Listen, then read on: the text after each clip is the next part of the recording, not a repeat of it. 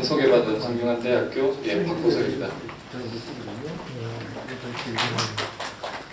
앞에 박 교수님 말씀하시는데 언어들을 박이고요. 그 박은 아니고 이거 지금 벗으신 건데 어쨌든 제 오늘 말씀드릴 내용은 우드 바이오매스 드라이브 에너지 스토리지 머트리입니다. 제가 사실 하는 일은 주로 에너지 저장이나 변환 쪽 일을 하고 있는데요.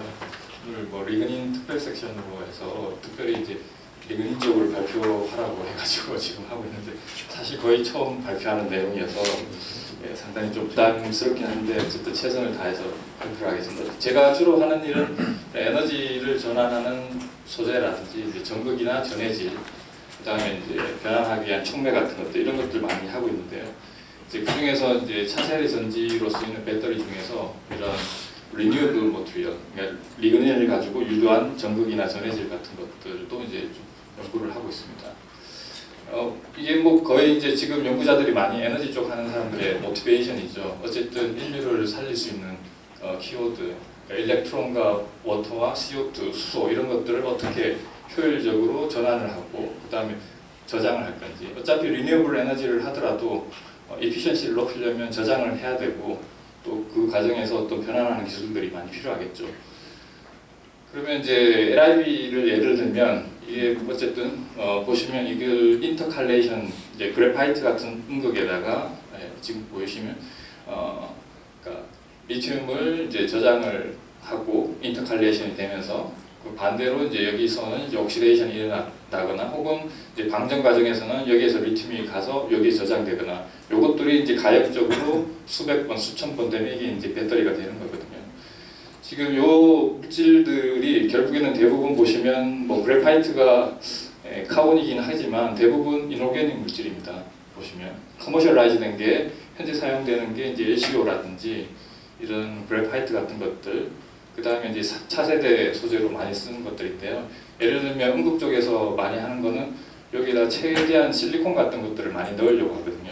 뭐 궁극적으로는 에노드에다가 리튬 메탈로 대체를 한다든지 혹은 캐소드를 보시면 리튬 코발트 옥사이드에다가 니켈을 최대한 많이 넣으려고 합니다. 이제 결국에 하려고 하는 이유는 뭐냐면 자동차의 주행거리를 늘리기 위해서. 에너지 밀도는 주행거리하고 비례하기 때문에 자동차를 디자인할 때 에너지 저장 장치가 차지하는 뭐 볼륨이라든지 무게 같은 것들이 다 정해져 있거든요. 거기에 있는 무게와 볼륨에다가 원하는 주행거리를 가려면 결국에는 단위 무게당 혹은 부피당 에너지 밀도를 높여야 되겠죠. 그렇게 하기 위해서 현재 상용화되어 있는 그래파이트나 리튬 코발트 옥사이드 같은 것들은 한계가 있기 때문에 여기에다가 뭐 여러 가지 실리콘이나 혹은 니켈 같은 것들을 넣는 일을 하고 있습니다.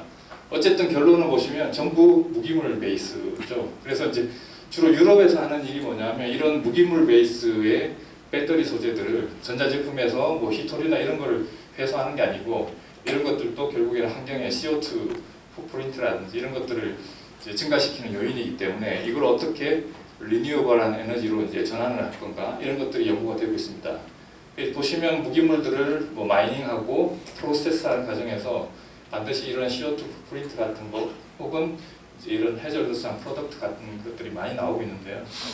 이것들을 뭐 예를 들면 우드 바이오매스를 가지고 이 바이오 리파이너리 같은 걸 해서 중간에 이제 뭐 바이오 오일이나 퓨얼 같은 것들도 만들어내고 그 다음에 이제 뭐 차로 떨어지는 것들을 이걸 가지고 에너지 저장 소재나 이런 뭐 이런 변환 소재 쪽으로 이제 전환을 해서 어떻게 CO2의 발생량을 줄이고 혹은 이제 이노게닉 궁극적으로 이노게닉 에너지 저장 소재를 어떻게 대체할 건가 이런 것들이 연구가 이제 최근에 좀 진행되고 있습니다.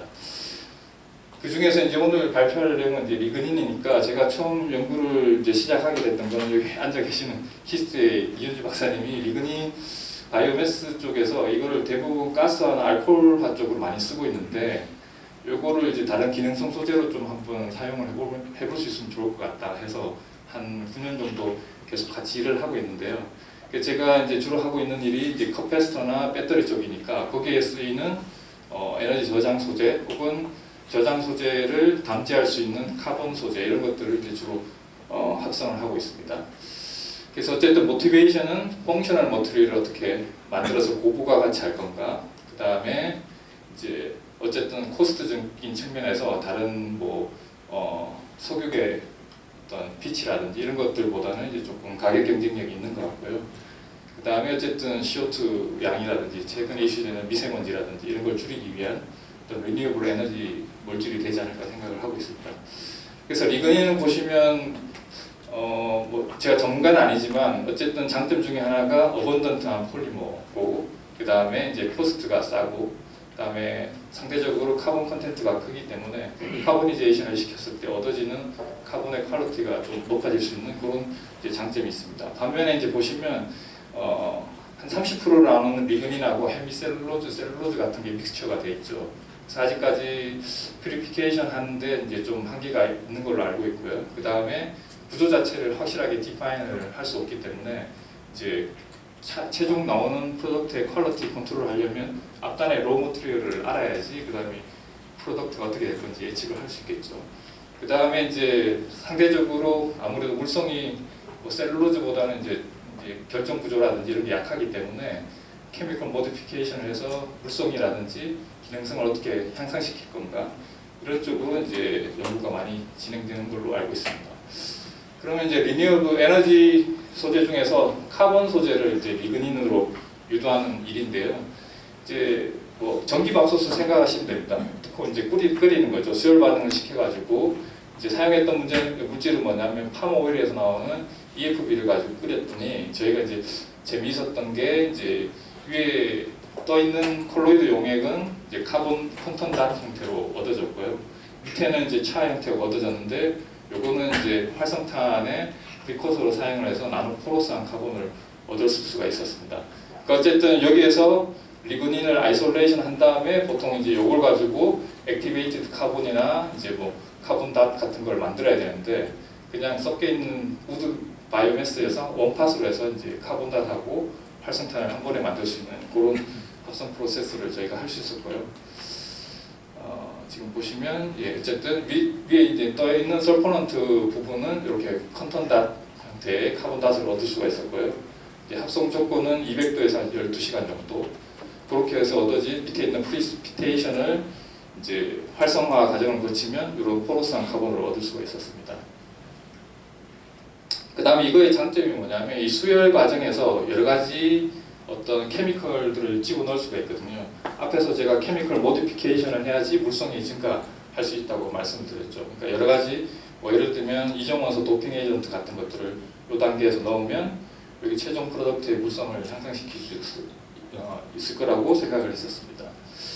그래서 먼저 이제 이게 진짜 위에 땅은 뭐 어떤 거에서 얻어지고 밑에 땅은 어떤 거에서 얻어졌는지를 보기 위해서 표한 어쨌든 시약급으로 알고 있는 요 셀룰로즈하고 리그닌의 NMR하고 그 다음에 위에서 얻어진 콜로이드 설포넌트의 이제 소재하고 밑에서 얻어진 이제 프리시피테이트에 있는 차하고 비교를 했더니 밑에 떨어진 건 대부분 한 리그닌에서 한 94%, 95% 정도가 나왔고 위에는 이제 아무래도 리그닌이나 셀룰로즈가 디폴리머라이제이션 돼서 어떤 형태로 존재하는데요. 그것들이 이제 좀 믹스처 형태로 있는 걸로 이제 보여집니다. 대부분은 셀룰로즈로 생각이 되고 있고 거기에 리그닌이 좀 들어가 있고 밑에는 대부분 리그닌으로 이루어져 있는 걸로 이제 생각되어집니다.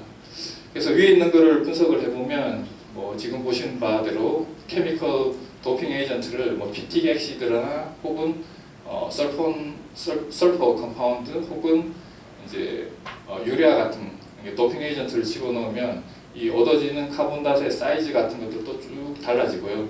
그러니까 이제 이 컨턴닷이니까 사이즈에 따라서 그 오토 일렉트로닉 프로퍼티 같은 것도 달라지겠죠. PL의 어떤 픽의 위치라든지 이런 것들도 쭉 달라지는 걸 볼 수 있었고, 그 다음에 이제 뭐 조성 분석 같은 것들을 했었습니다. 그러니까 쉽게 수열 반응 과정에서 케미컬 에이전트를 집어넣어서 물성을 제어할 수 있다는 이제 결과가 되는 걸로 생각되어지고요. 그 다음에 밑에 거를 가지고 쭉 이제 또 합성을 했는데요. 밑에서 얻어진 이 차를 가지고 한 900도 정도에서 카보니제이션을 시킨 다음에 스팀 액티베이션을 시키면 이런 포러스한 카본을 얻을 수가 있는데 지금 활성탄 만드는 공정이 사실 여기 수열 과정 요것만 빼면 여기서부터 여기까지는 뭐 여러분들이 쓰시는 활성탄 만드는 공정이 있거든요. 그러니까 200도에서 밥솥에 넣고 끓이는 과정이 이제 추가된 거죠. 그 대신 어쨌든 물성을 조금 더 증가시킬 수 있고 그 다음에 리그닌과 셀룰로즈를 아이솔레이션 하는데 필요한 분리 공정을 생략했다는 데서 이제 공정적인 의미가 있는 것 같습니다. 그래서 로 머티리얼로 쓴 EFB는 이런 구조고, 요거를 밥솥에 넣고 끓이면 조금 아이솔레이션 돼 있는, 번들이 아이솔레이션 돼 있는 형태가 나오고, 이걸 가지고 카보니제이션과 스팀 액티베이션을 하면 완전히 이런 다공성 포를 가지고 있는 이런 이제 활성탄, 나노포러스 카본을 얻을 수가 있었습니다.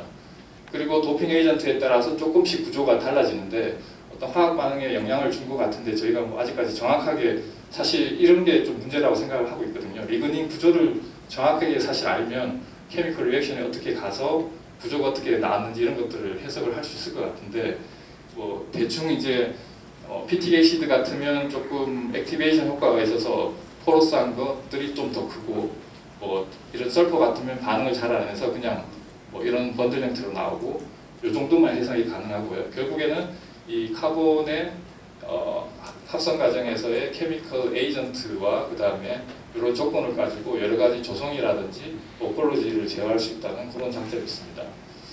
그렇게 해서 지금 보시면 피틱 액시드를 가지고 P도핑 에이전트는 한 2% 이하, 설퍼는 1% 이하, 나이트로젠은 1.32% 정도 집어넣는데요. 그러니까 당연히 적게 집어넣고 물성을 많이 향상시키는 게 제일 좋겠죠. 케미컬을 집어넣으니까 가격적으로 코스트가 올라갈 수 있긴 하지만 한 2% 이하만 넣어도 물성이 한 2배씩 증가시키면 이제 그게 제일 베스트겠죠. 어쨌든 지금 이제 도핑 에이전트가 잘 포러스한 구조에 들어가 있는 걸 확인할 수 있었고요. 그 다음에 이제 지금 서피스 에어를 비교를 해봤는데, 지금 도핑 에이전트에 따라서 조금 한 100 정도 차이가 나는 이런 이제 포러스 카본을 얻을 수가 있었습니다. 전체적으로 보시면 액티베이션 프로세스를 거쳤기 때문에 타입 1의 마이크로포어가 생기고, 그 다음에 어떤 모폴로지적으로 이게 조금 메조포로스가 생기는 것 같거든요. 이쪽이 완전히 세츄레이션 되는 게 아니고 조금 히스테리시스가 보이는 이런 메조포어와 마이크로포어가 컴바인드 된 형태가 이제 얻어졌습니다. 그렇게 해서 이제 실제 어플리케이션인데요. 질소를 도핑시킨 놈을 가지고 지금 도핑을 안 시킨 거, P를 도핑시킨 거, S를 도핑시킨 거하고 CO2 착 능력을 봤었습니다. 그러니까 CO2 가스가 어쨌든 조금 액시딕하기 때문에 베이직한 이런 나이트로젠을 집어넣었을 때 지금 보시면 이제 캐패시티가 쭉 고압에서 증가하는 걸 보이죠. 그리고 이 나이트로젠 도핑된 카본을 이제 한 번만 하는 게 아니고 20사이클까지 쭉 CO2 캡처를 봤을 때 스테이블하게 이제 캐패시티가 유지되는 것을 확인할 수 있었습니다.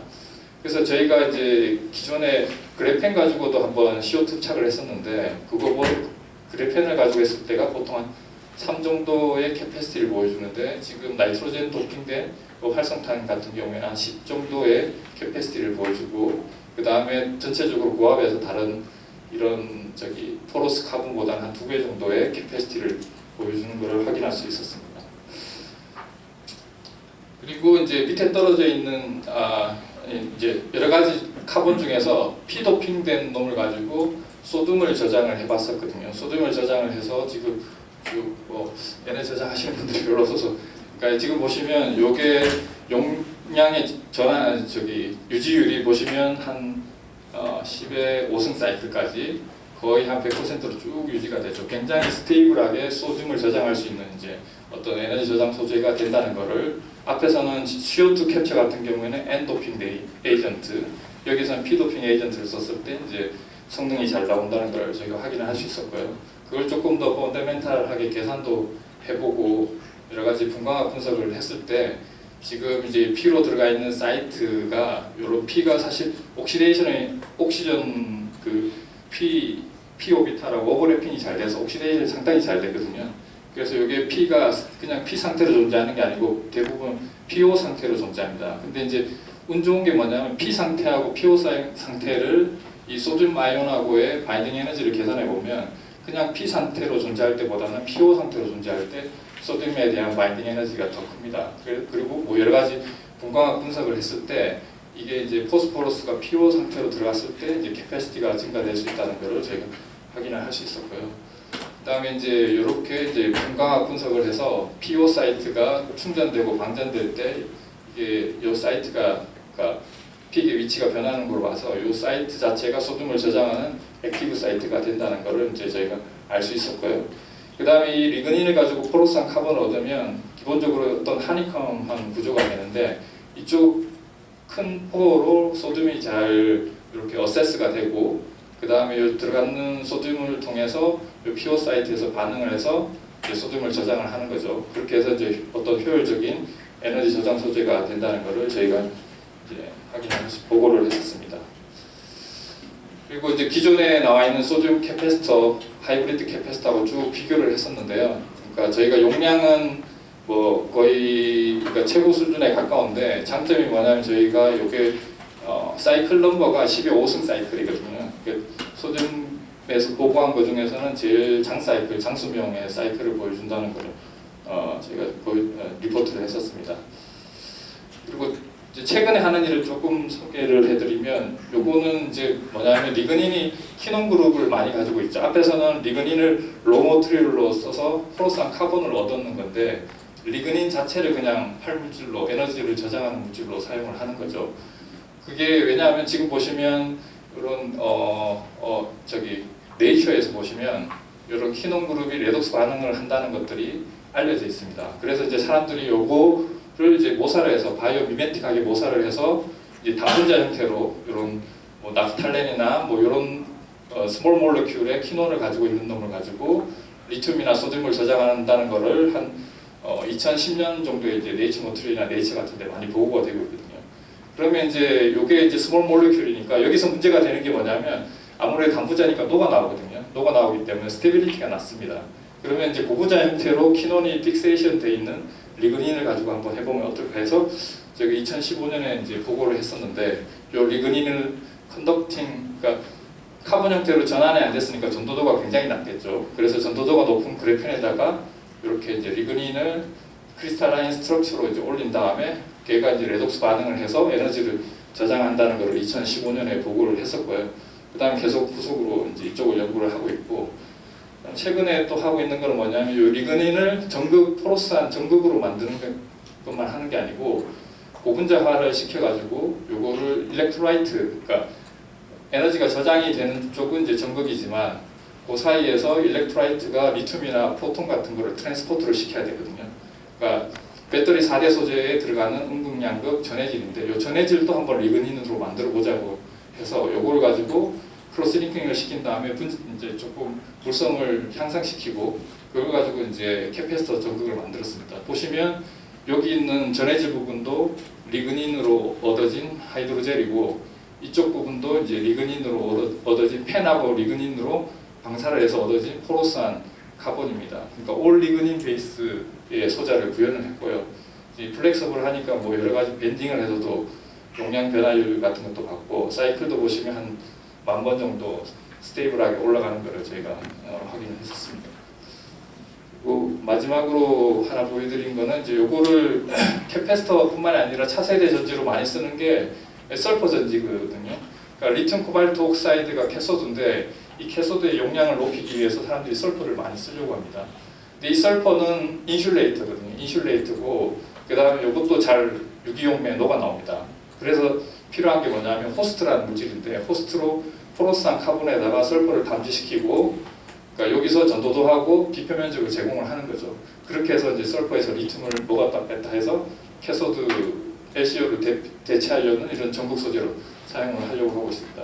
그래서 저희가 하니컴 형태로 얻어진 이런 나노포로스 카본에다가 설퍼를 이제 담지를 시킨 다음에 특히 이제 엔도핑되어 있는 에이전트로 도핑된 이제 포로스 카본을 만들었습니다. 그 이유는 뭐냐면 이 설퍼가 반응을 하면서 얻어지는 뭐 폴리설파이드라든지 이런 것들이 녹아 나오는데 그거를 스테이블하게 잡아줄 수 있는 게 엔도핑 에이전트거든요. 그걸 가지고 이제 설퍼 캐소드를 만들어서 지금 쭉 보시면 용량이 굉장히 한 1200 정도 스테이블하게 한 300 사이클까지 나오고 이제 이런 포로스한 하니컴 구조가 아니거나 질소 도핑이 안 돼 있는 그런 구조하고 비교를 해보면 이제 장수명으로 훨씬 더 스테이블하게 갈 수 있다는 것을 저희가 확인을 할 수 있었습니다. 그래서 뭐 시간 관계상 저희가 뭐 했던 거는 이 하이드로소머를 가지고 로버트리얼인 EFB를 콘톤 닷 형태 카본 닷과 나노포로스 카본을 이제 한 번에 얻을 수 있는 합성 방법을 보고를 했고요. 요거의 장점은 앞에 헤테로아톰 도핑 에이전트를 집어넣어서 물성을 쉽게 향상시킬 수 있다는 게 이제 하나의 장점이고요. 그리고 그 결과를 보시면 CO2 캡처 같은 경우에는 엔도핑되어 있는 에이전트의 포러스 카본이 제일 좋은 성능을 보여줬고, 소듐 캐패시터 같은 경우에는 이 피도핑 에이전트가 제일 좋은 이제 어떤 성능을 보여줬었습니다. 그리고 얻어지는 이 포러스 구조가 마이크로포어와 메조포어가 컴바인되어 있는 하이아키컬 포러스 스트럭처를 보여주었기 때문에 매스 트랜스포트가 빠르게 일어나서 이러한 이제 요소 특성이나 파워 특성 같은 것들이 좋은 소재가 되었고요. 그 다음에 리그닌 자체를 가지고 레독스 액티브한 물질로 사용을 한다든지, 그 다음에 레독스 액티브한 설포 같은 것들을 호스팅하는 물질로 사용을 한다든지, 고급 일렉트라이트 물질로 사용하는 이런 연구들도 이제 저희가 최근에 진행을 하고 있습니다. 그래서 저희 실험실에 컨트리뷰션 한 학생, 앞에 카본 다다고 포러스 카본은 이 두 학생이 컨트리뷰션을 했고요. 그 다음에 일렉트라이트 쪽은 요 두 학생이 컨트리뷰션을 했고, 그 다음에 이제 설포 쪽은 요 두 학생이 두 명씩 페어로 컨트리뷰션을 했고, 특히 이제 제가 이현주 박사님이 아니면 리그닌이 뭔지 몰랐을 것 같은데, 이현주 박사님 덕분에 이제 좋은 이제 어떤 콜라보레이션 시작을 했던 것 같습니다. 예, 감사합니다.